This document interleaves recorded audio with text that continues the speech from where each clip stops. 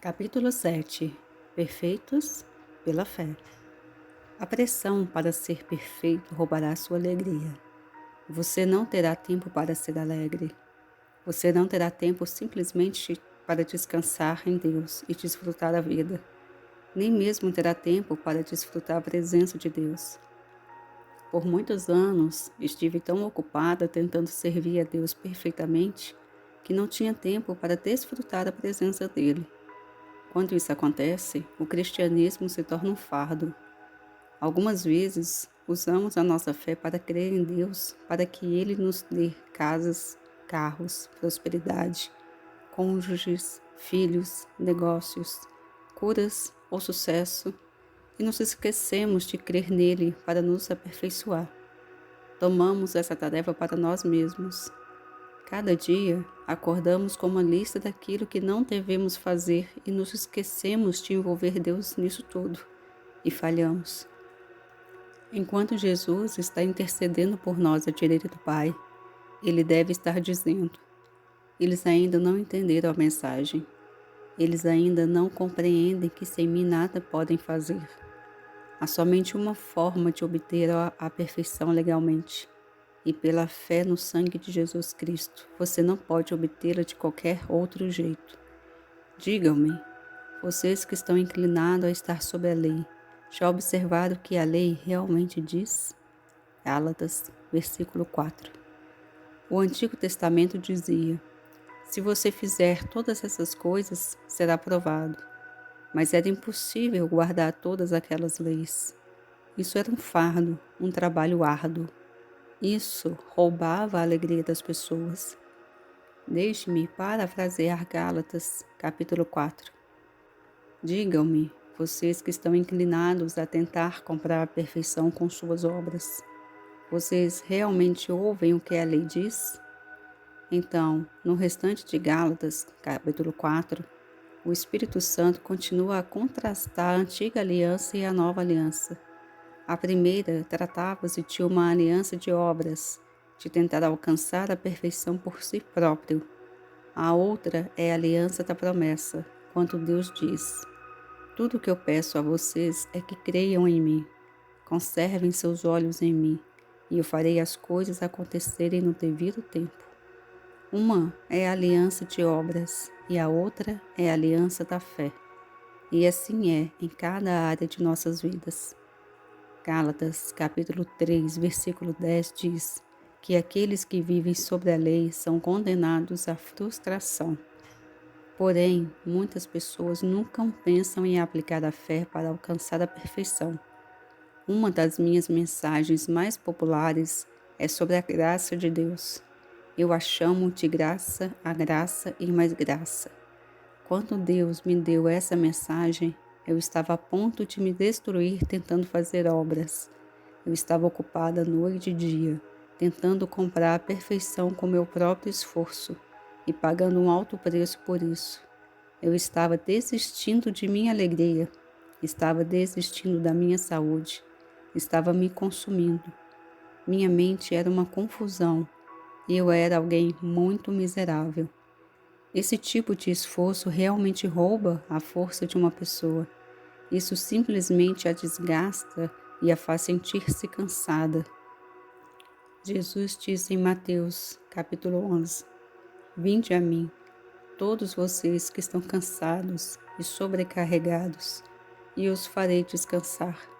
Eu aliviarei, refrigerarei e confortarei suas almas.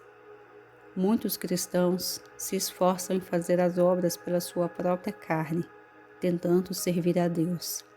Eles gastam tanto tempo tentando ser bons que nem mesmo têm energia para orar e se deixarem realmente desfrutar de Deus, ou um modo de vida do reino que Ele oferece. Se houvesse qualquer esperança de que eu pudesse viver uma vida perfeita com minhas próprias forças, não creio que Jesus precisaria ter o trabalho de ser meu contínuo intercessor ao deixar seu ministério na terra. Por que precisamos de um intercessor? Porque há uma brecha entre nós e Deus, e não sabemos como preencher esse espaço. Assim Deus colocou um intercessor que se coloca na brecha e faz a diferença. Enquanto estivermos neste corpo terreno, sempre haverá uma brecha entre nós e Deus. Deus é perfeito em todos os seus caminhos, e eu não sou. Mas Jesus, o meu intercessor, está fechando essa brecha. Ele é perfeito. Ele está na brecha por mim, dia e noite. Quando eu deixar esta terra e for para o céu, ele não precisará mais fazê-lo.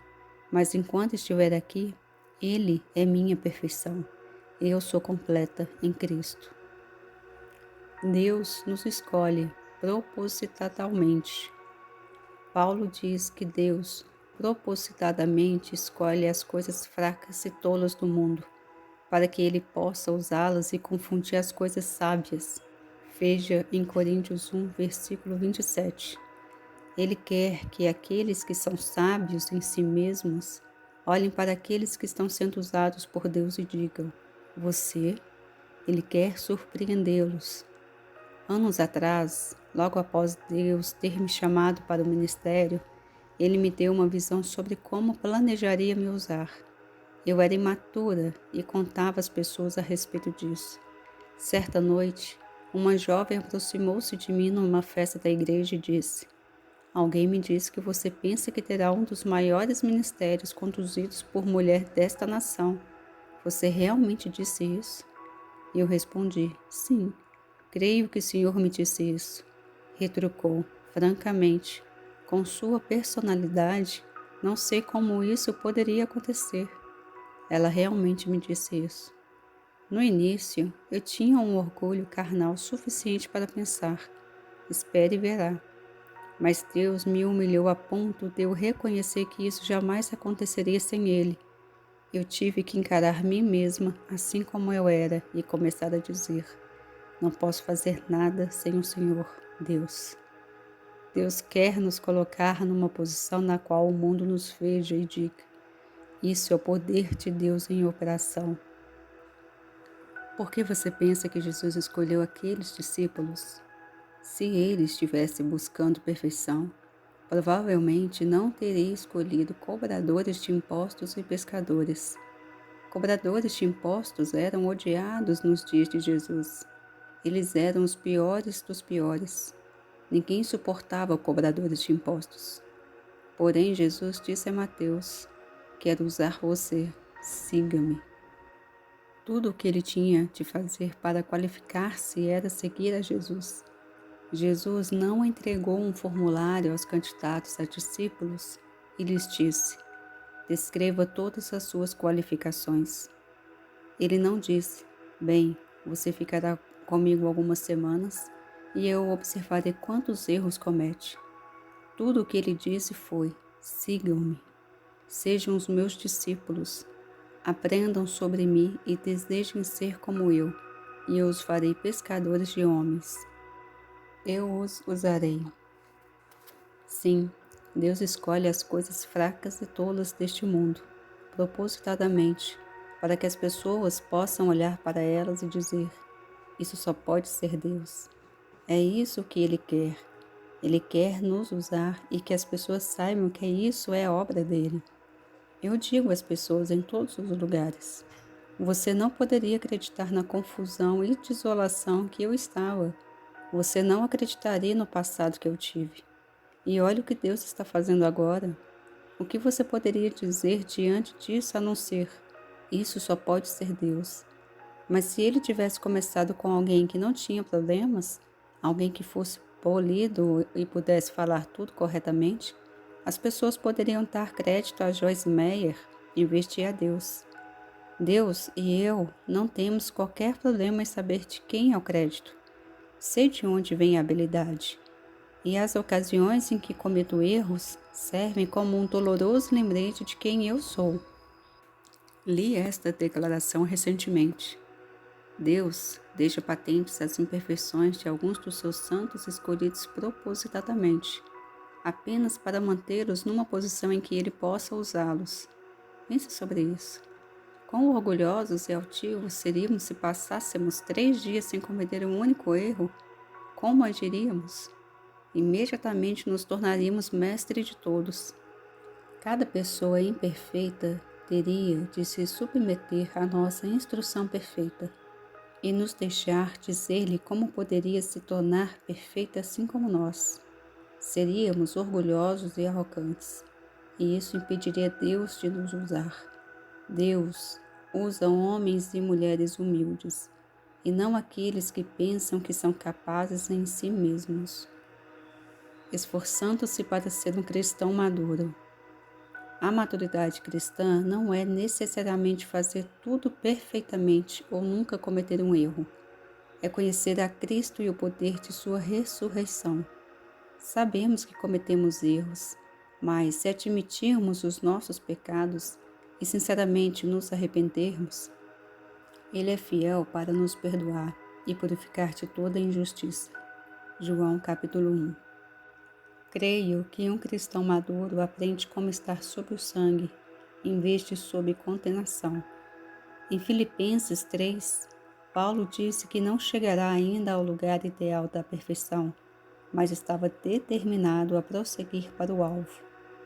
Numa parte do versículo 15, ele continua: assim que aqueles de nós que são espiritualmente maduros e adultos tenham esse propósito e mantenham essas convicções. Um cristão maduro certamente estará tentando fazer o seu melhor a cada dia e fazê-lo com a motivação certa, que é seu amor por Jesus. Somos feitos justos com Deus por intermédio do sacrifício e do derramamento do sangue de Jesus Cristo, e não dos nossos esforços para agradar a Deus. Não gaste sua energia tentando agradar a Deus para que Ele possa amá-lo ou abençoá-lo mais. Deus é amor. Ele já ama você incondicionalmente, mesmo antes que você prestasse qualquer atenção nele. Ele prometeu nunca rejeitá-lo se você crer nele. Um cristão maduro sabe que, mesmo fazendo o seu melhor, ainda cometerá erros. Ele também sabe que viver sob condenação, autoaversão e autorrejeição não o ajudará a ter uma vida mais santa. Um cristão maduro faz o seu melhor e confia em Deus para fazer o restante. O diabo está sempre presente para condená-lo, mesmo quando você comete um pequeno erro. Ele quer que você passe seus dias sentindo-se mal a respeito de si mesmo, sentindo-se como um derrotado. Não caia nessa armadilha. Quando você está sob condenação, é difícil orar ou servir a Deus de alguma forma. A culpa e a condenação o deixam sob tremenda pressão e há muitos outros efeitos colaterais negativos. Isso pode causar todo tipo de dano, desde dificuldades para você prosseguir, até mesmo trazer uma enfermidade física. Outra coisa que acontece é que colocamos um peso nos outros para serem perfeitos, se vivermos sob tal peso também. Expectativas irrealistas colocam uma grande pressão nos relacionamentos. Isso arruína muitos casamentos, assim como os outros tipos de relacionamentos, incluindo aqueles entre pais e seus filhos. Em outras palavras, o perfeccionista exige perfeição dos outros, assim como de si mesmos. Filhos precisam de correção, mas não de rejeição. Eles precisam de aceitação e amor incondicional. Precisamos ser capazes de mostrar misericórdia aos outros e não sermos legalistas, inflexíveis e difíceis de agradar. Mostrar misericórdia requer receber misericórdia. Lembre-se de que você é excessivamente duro consigo mesmo e isso pode levá-lo a agir da mesma forma com outras pessoas. Jesus disse a Mateus, texto 11, versículos 29 e 30. Tomem meu jugo sobre vocês e aprendam de mim, pois sou gentil, manso e humilde de coração. E vocês encontrarão descanso, alívio, tranquilidade, restauração e uma quietude abençoada para suas almas, pois o meu jugo é benéfico, útil, bom, não é cruel, duro, pesado, desgastante. mas confortável, prazeroso e agradável, e meu fardo é leve e fácil de ser carregado. Nunca devemos tentar colocar um jugo sobre nós mesmos ou sobre alguém mais do que o próprio Jesus não tenha colocado. O Espírito de Jesus é paciente, indulgente e lento em irar-se. Temos seu Espírito em nós e podemos aprender a nos comportar da forma que ele o faria nos relacionamentos. Você quer descobrir se é um cristão maduro? Viver sob condenação não é um sinal de maturidade. Maturidade exige que sua atitude seja: estou prosseguindo para o alvo da perfeição. Não cheguei lá ainda, não o alcancei, mas me mantenho prosseguindo para o alvo. Tomei uma decisão de que não vou viver sob a culpa e a condenação. Não vou viver constantemente tentando imaginar o que está de errado comigo. Uma coisa faço: esqueço-me daquilo que está para trás, meus erros, e prossigo para o que está adiante de mim, a grande vitória sobre a carne a cada dia. Lembre-se de que a condenação é um sentimento que o diabo produz quando cometemos erros e recebemos tal sentimento como verdade se não soubermos que o nosso valor e dignidade estão em Cristo e não em nossas obras. Vivemos pela fé e não por sentimentos. O que é a perfeição aos olhos de Deus? É um coração perfeito diante dele e ser uma pessoa que quer fazer tudo corretamente e está prosseguindo para o alvo, que ama Jesus de todo o seu coração. Li um artigo interessante recentemente que diz que muitas pessoas amam a Jesus, mas elas não estão apaixonadas por ele. Como alguém age quando está apaixonado? Você pensa na outra pessoa o tempo todo e procura por ela, sempre querendo estar em sua companhia e fazer tudo para lhe agradar. Eis como devemos ser com relação a Jesus. Precisamos estar apaixonados por Ele, porque Ele morreu por nós na cruz. Devemos procurar por Ele como a corça busca pelas correntes das águas. O Salmo 42 diz: assim como a corça anseia pelas correntes das águas, assim espero e anseio por Ti, ó Deus. Deus está buscando pessoas com corações perfeitos, não com um desempenho perfeito. Nós nos preocupamos mais com as nossas fraquezas do que Ele. Ele sabe que nossas fraquezas são simplesmente lugares onde Ele pode mostrar-se forte em nós. Rejeitamos a nós mesmos e aos outros por causa da imperfeição. Outras pessoas nos rejeitam por causa da imperfeição. Deus nunca nos rejeita por causa de nossas imperfeições e fraquezas. Confie nele. Paulo ensinou aos Gálatas sobre a liberdade deles em Cristo, que seu valor estava em Cristo e não em suas próprias obras. Eles aparentemente tinham recebido alguma revelação dessa verdade. Estavam começando a caminhar nela e a desfrutá-la. Porém, o diabo não desistiu deles e nem desistirá de você. Ele tentará constantemente levá-lo de volta a estar sob a lei que obtém perfeição por seguir todas as regras, regulamentos e nunca cometer um erro. Paulo os instruiu não somente a se esforçarem para ser livres, mas também não perderem a libertação e a liberdade já conquistadas. Eles tinham recebido certa medida de liberdade, e então Paulo percebeu que eles estavam mudando e voltando para o lugar de origem. Eles estavam desistindo da sua liberdade e voltando para a escravidão da lei.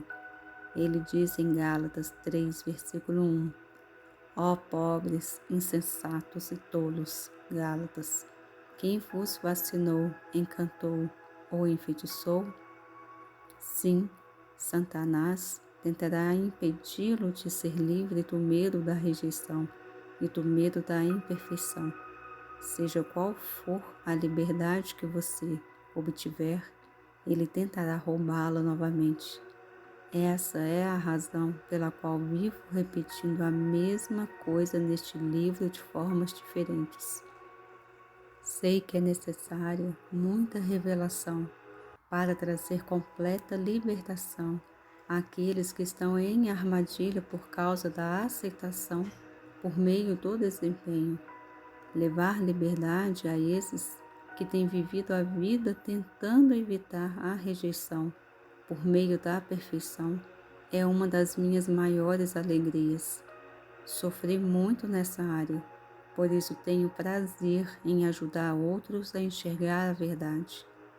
Em Gálatas 3 diz: Deixe-me fazer-lhe essa pergunta. Vocês receberam o Espírito como resultado de obedecer à lei e fazer suas obras? Ou foi ao ouvir a mensagem do Evangelho e crer? Foi ao observar a lei, rituais ou pela mensagem da fé? São vocês tão tolos, insensatos e loucos? Tendo começado com o Espírito Santo, estão vocês agora alcançando a perfeição pela carne? Paulo estava ensinando a esses cristãos que eles não mais tinham de viver sob a lei, porque eles estavam agora vivendo na dispensação da graça, e assim é conosco. A dispensação da graça é um período de tempo em que as pessoas não têm de viver sob a lei para obter a perfeição. Deus escreve sua lei no coração e na mente delas e coloca seu Espírito nelas. Sua perfeição será encontrada somente em Cristo, quando você coloca sua confiança nele e passa a depender dele. O tempo a respeito do qual eles tinham lido enquanto viviam na antiga aliança chegará, mas ainda tinham dificuldades em crer nisso e aderir a esse novo tempo. Porque penso que a mensagem do Evangelho é tão simples que buscamos algo a mais complicado. E assim, como diz um antigo ditado, é bom demais para ser verdade. Portanto, nossa mente encontra dificuldades em compreender e convencer-se desse fato. Você precisa se encher de uma revelação contínua nessa área, especialmente se é uma pessoa que veio de um passado de rejeição e baixa autoestima. Enquanto você perseverar na palavra de Deus, receberá mais e mais liberdade nessas áreas e aprenderá como manter a liberdade obtida. Raramente saímos da escravidão para a completa liberdade de forma imediata. Isso acontece em estágios, que em Coríntios 3, versículo 18, chama de degraus da glória. Somos transformados de glória em glória. Não fique desencorajado se o seu progresso parece ser lento. Progresso lento é melhor do que nenhum progresso. E você, provavelmente, não estará se movendo mais lentamente do que a maioria das pessoas. Mantenha-se buscando a Deus tão frequentemente quanto precisar e peça por maior revelação e maior liberdade nessas áreas. Lembre-se de que Ele nunca se cansa por vê-lo diante do seu trono pedindo ajuda. Não poderia dizer-lhe quantas vezes já passei por isso em minha vida. Deus me dava uma revelação sobre isso e me colocava num nível mais alto. Por um longo período, o diabo não conseguia lançar culpa ou condenação sobre mim. Então, eu parecia deslizar para os velhos tempos e precisava estudar e buscar Deus novamente nessas áreas. Eu fiz isso várias vezes. Realmente levei anos obtendo revelação fresca nessa área para chegar ao lugar de liberdade que desfruto hoje. Repito, não fique desencorajado se precisar voltar vez após vez para o mesmo nível. O Espírito Santo é paciente e trabalhará com você quanto for necessário para vê-lo ter completa liberdade. Dependa dele inteiramente para revelar-lhe o que você precisa ver. Não pense que as expectativas de Deus são como as expectativas do homem. Ele sabe que somos cheios de fraquezas. Cerca de 3 anos atrás, Deus me deu uma revelação maravilhosa sobre as fraquezas e como cada ser humano as possui. Ele revelou-me que eu cometeria alguns erros enquanto estivesse no corpo carnal. Todos cometem erros. Uma vez que finalmente compreendi isso, libertei-me de pressionar a mim mesma e aos outros para ser perfeita. A Bíblia repetidamente diz: graça e paz vos sejam multiplicadas. Note que a graça vem antes da paz. Eu tive que saber como receber a graça de Deus antes de desfrutar a paz. A graça é a capacidade de Deus que vem a mim para me ajudar a fazer o que não posso fazer sem Ele. Deus nos deixa numa posição onde devemos depender dEle e somente dEle. Em Coríntios 13 está escrito: mas quando o completo e perfeito vier, o que é incompleto e imperfeito se desvanecerá. Quando Jesus voltar para nos buscar, tudo que é incompleto e imperfeito se desvanecerá. Até lá, tenho o privilégio de depender dele, assim como você. O que isso tem a ver com a rejeição? Tudo.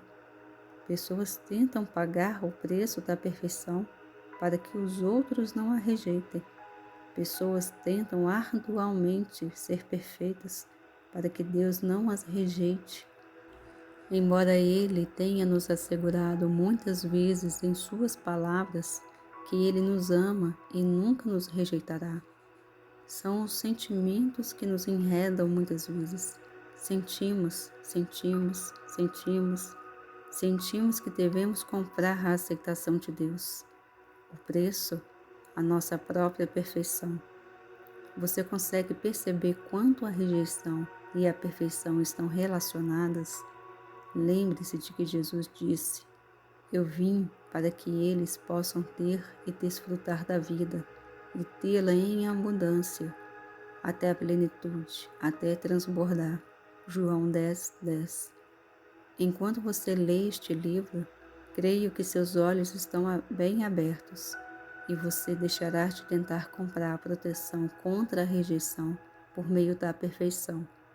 Creio que você estará entrando num novo tempo em sua vida, por poder desfrutar a presença de Deus, a si mesmo e a vida mais do que antes. Dependa dele, não dependa da lei.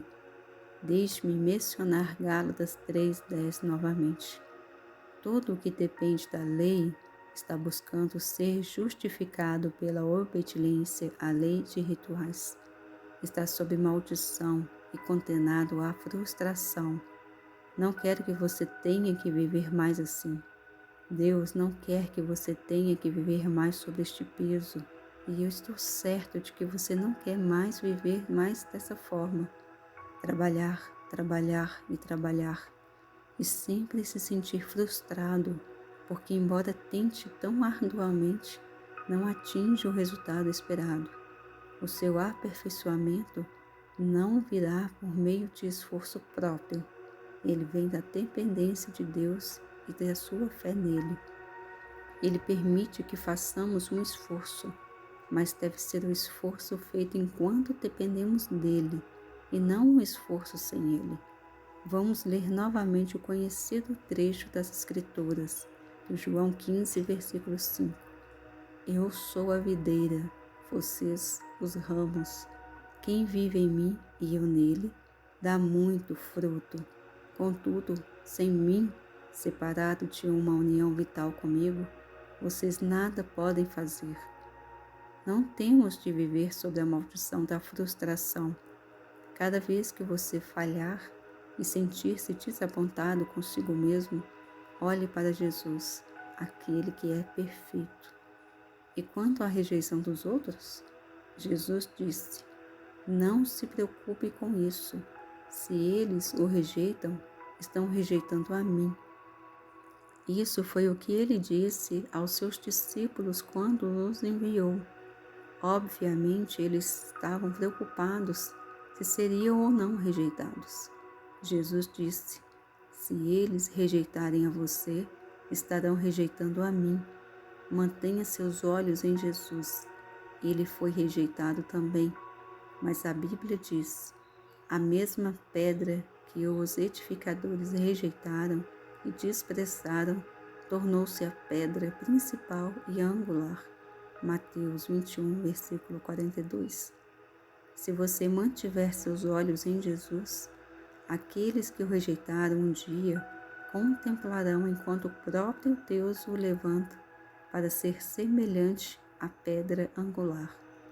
Aqueles que o rejeitaram olharão para você e dirão: não posso acreditar nisso. E você dirá: eu também não. Mas a Bíblia diz: para os homens isso é impossível, mas todas as coisas são possíveis para Deus. Mateus 19, versículo 26.